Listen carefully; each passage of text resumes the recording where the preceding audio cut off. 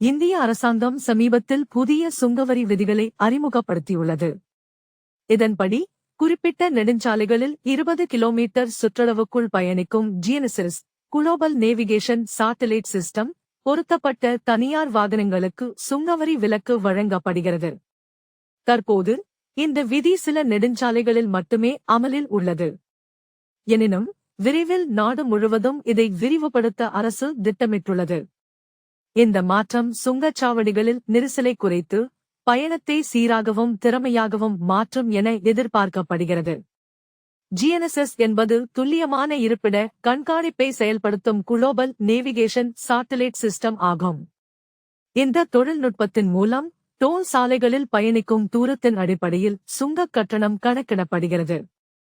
சுங்கச்சாவடிகளில் நிர்ணயிக்கப்பட்ட தொகையை செலுத்துவதற்கு பதிலாக 1 கிலோமீட்டர் அடிப்படையில் ஓட்டுநர்களிடம் கட்டணம் வசூலிக்கப்படும்.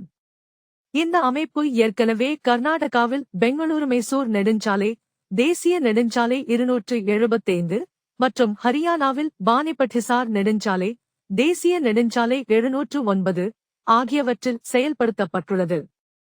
இந்த புதிய சுங்கவரி விதிகள் சாலை பயணத்தில் நேரம் மற்றும் எரிபொருளை மிச்சப்படுத்துவதோடு பயணிகளுக்கு சீரான அனுபவத்தை வழங்கும் நோக்கத்துடன் உருவாக்கப்பட்டுள்ளன. GNSS பொருத்தப்பட்ட வாகனங்கள் இந்த சலுகைகளை பெற முடியும். மேலும் மின்சார வாகனங்களுக்கு 10 ஆண்டுகளுக்கு டோல் டாக்ஸ் இலவசம் என்ற பரிந்துரையும் உள்ளது. சார்ஜிங் ஸ்டேஷன்களுக்கு அரசு நிலம் வழங்குவது போன்ற விதிமுறைகளும் உள்ளன. இடவசதி உள்ள அரசு கட்டிடங்களில் சார்ஜிங் ஸ்டேஷன்கள் கட்டப்பட வேண்டும் என்பதும் கொள்கையில் அடங்கும். இந்த மாற்றங்கள் பயணிகளுக்கு நன்மை அளிக்கும் வகையில் வடிவமைக்கப்பட்டுள்ளன. அதனால் GNSS பொருத்தப்பட்டு இந்த சலுகைகளை பயன்படுத்துவது பயனுள்ளதாக இருக்கும்.